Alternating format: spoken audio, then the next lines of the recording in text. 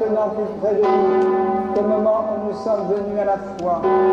La nuit s'avance, le jour est proche. Rejetons les œuvres des ténèbres, revêtons les armes de la lumière. Et voce me.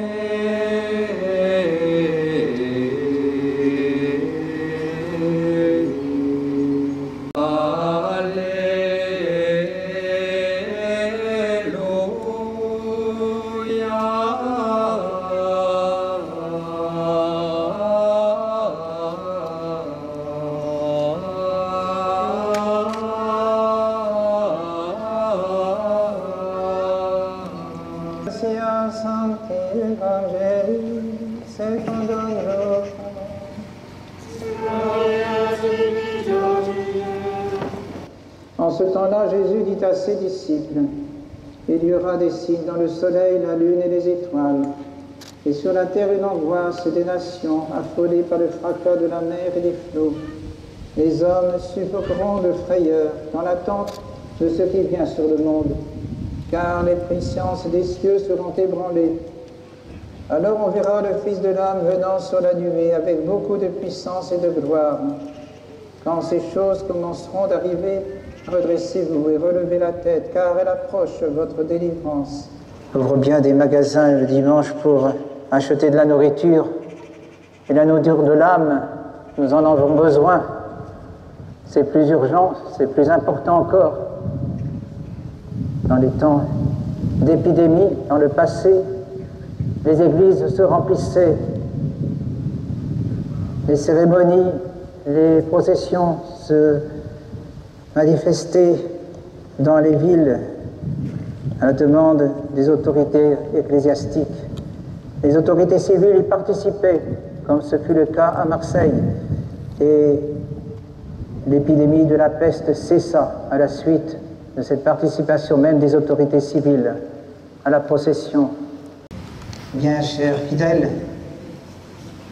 c'est une joie de pouvoir célébrer cette messe avec un plus grand concours de fidèles que cela n'est permis dans les églises en ces jours, hélas. Alors que normalement, nous devrions être libres d'exercer le culte.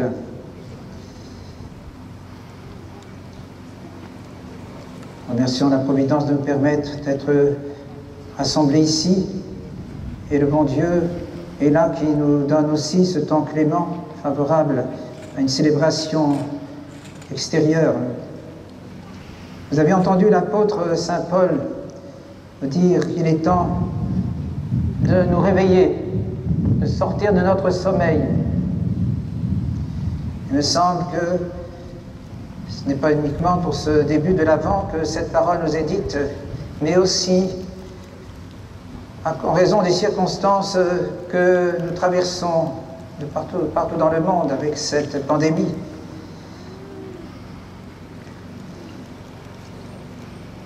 Nous devons priver de la Sainte Messe pour certains, désirer encore plus cette messe, ce trésor de notre foi, le sacrifice de Jésus sur le calvaire qui est rendu présent sur l'autel d'une manière sacramentelle.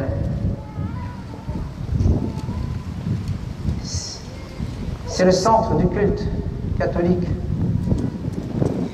Et toutes les grâces nous viennent,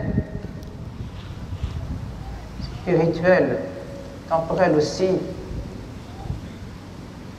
nous viennent de la messe, du calvaire. Si nous n'avons plus la messe, nous perdons tout. Et l'ennemi du genre humain sait qu'il faut en finir avec cette messe, comme certains dans les siècles passés ont voulu abolir la Sainte Messe. Nous la maintenons coûte que coûte. Car si nous pouvons progresser dans notre foi, si nous pouvons vivre de notre foi et combattre les ennemis de notre salut, c'est bien par la messe que nous le pouvons. C'est en rendant grâce à Dieu d'abord, en l'adorant, pour tous ceux qui ne l'adorent pas, en le remerciant pour tous ceux qui ne le remercient pas, pour toutes les grâces qu'il nous fait. Et c'est Jésus-Christ qui le fait pour nous par la Sainte Messe. Et nous nous unissons à cette action de grâce. L'Eucharistie signifie action de grâce. Et puis nous demandons pardon de nos fautes. Nous sommes purifiés aussi de nos fautes. Certes, nous devons passer par la confession pour les fautes graves. Et vous avez le bonheur de pouvoir vous confesser durant cette messe, si vous le voulez, ou bien vous approcher du sacrement de l'Eucharistie. Demandons pardon. Notre Seigneur expie nos fautes. Il a tout payé sur la croix. Et il nous donne les grâces nécessaires pour lutter contre nos défauts, contre les faiblesses, contre les ennemis de notre âme. Et enfin, c'est là que nous pouvons le mieux demander les grâces dont nous avons besoin. Les grâces de protection même contre cette maladie, cette pandémie. Et la grâce nous a assistés puisque nous avons été tous préservés dans notre communauté. Malgré quelques célébrations auxquelles vous assistiez.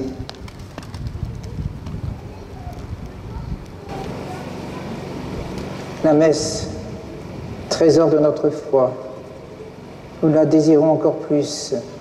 Et ce temps de l'Avent, qui est un temps d'espérance, de désir de Dieu, de notre Seigneur, du Sauveur, devons en profiter pour intensifier notre foi, notre espérance, notre amour de Dieu. Ces trois vertus qui ne doivent pas cesser de croître au cours de notre existence. Nous les avons reçues au baptême, mais elles demandent cet accroissement, et la foi en particulier. Nous vivons un peu ce que vivait le peuple juif avant la venue de notre Seigneur.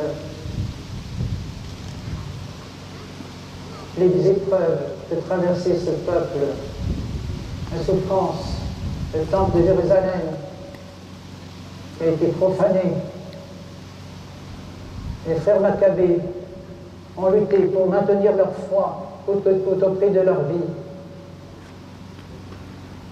Ils voulaient rester fidèles à la loi de Dieu, aux préceptes divins. Les prophètes ont encouragé ce peuple à rester fidèle. Et le Seigneur est venu. Et le désir de la venue du Sauveur était ancré dans ses âmes. Venez, Seigneur Jésus. Le Messie annoncé allait venir. Saint Jean-Baptiste va l'annoncer aux premiers disciples, va prêcher le baptême de pénitence, et notre Seigneur va venir. Il est accueilli par un petit groupe. Et l'Église va être fondée par le Sauveur. Ce que nous vivons actuellement, sur le plan moral, et aussi dans le domaine de la foi, l'apostasie, la perte de la foi, annoncée par notre Seigneur. Quand je reviendrai sur terre, trouverai-je encore la foi? La charité d'un grand nombre se refroidira. Mais nous avons aussi les paroles du Seigneur que l'Église a les promesses de vie éternelle. Le ciel et la terre passeront, les paroles ne passeront pas. Et notre Seigneur dit que l'Église durera jusqu'à la fin du monde, la Sainte Église catholique, la vraie Église fondée par Jésus-Christ, la religion par laquelle nous pouvons être sauvés. Celui qui croira et sera baptisé sera sauvé, disait notre Seigneur avant de quitter ses apôtres. Mes chers frères, fortifions-nous dans la foi, gardons l'espérance, vivons d'espérance.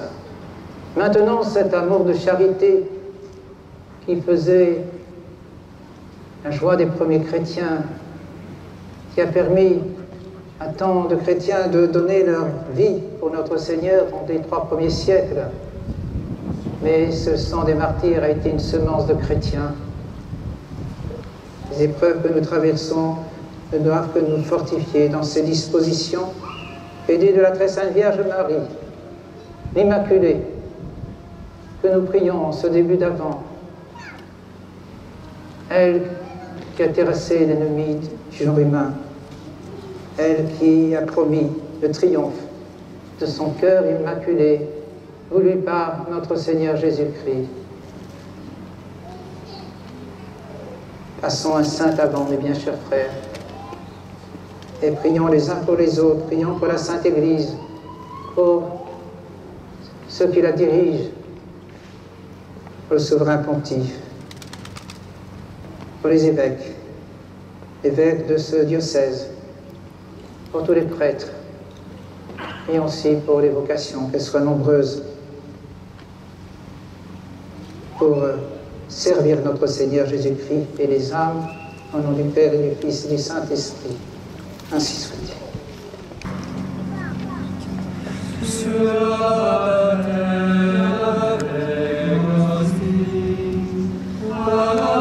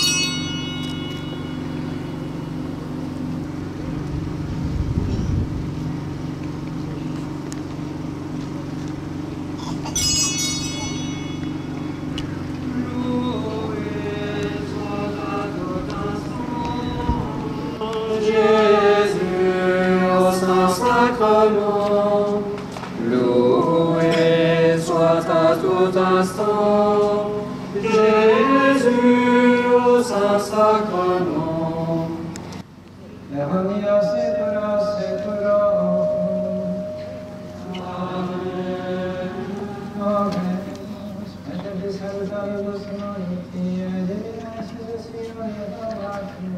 Amen.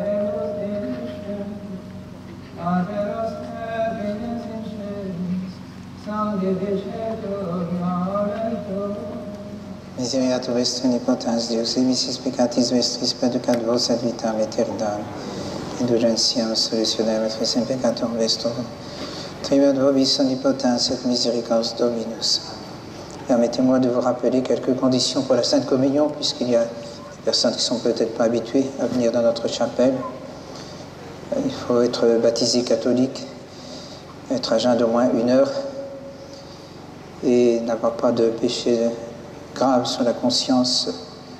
Sinon, il faut se confesser auparavant et recevoir l'absolution d'un prêtre. Je mets ma confiance, Vierge, en votre secours. Servez-moi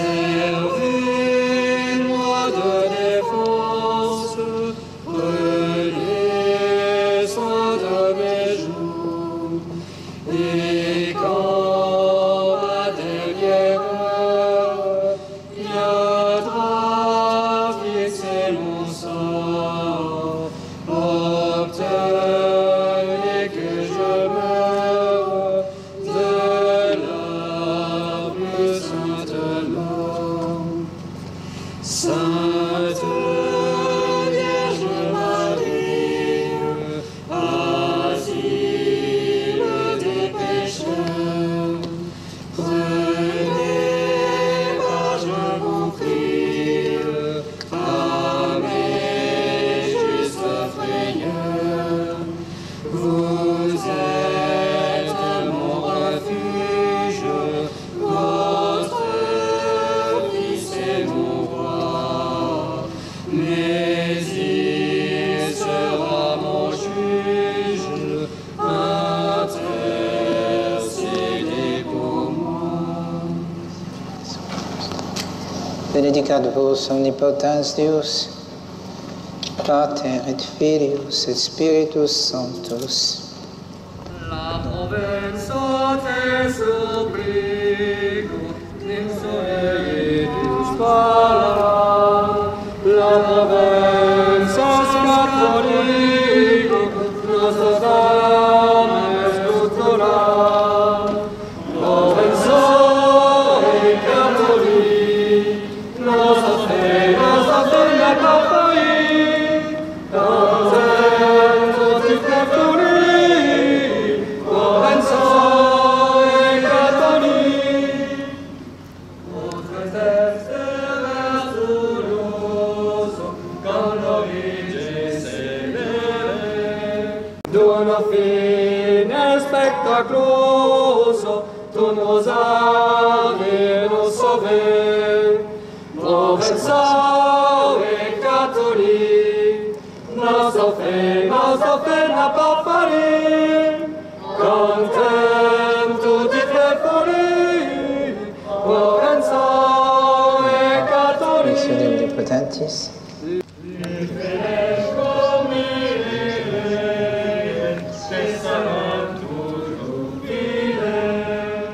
Creatus socas de credere e viven come se Deus.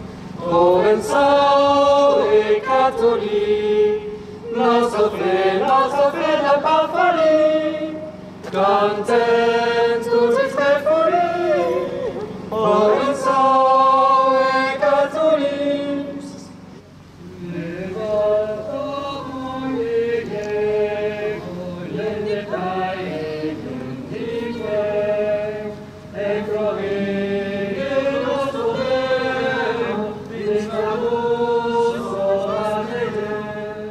Provenza e cattolico, nostra fe n'a pas fallu. Contento di te fuori, Provenza e cattolico. Sosta donc ciutadelo tutte le generazioni, che a campo e nobelo tutto popolo di Sion. Provenza e cattolico, nostra fe n'a pas fallu. Contento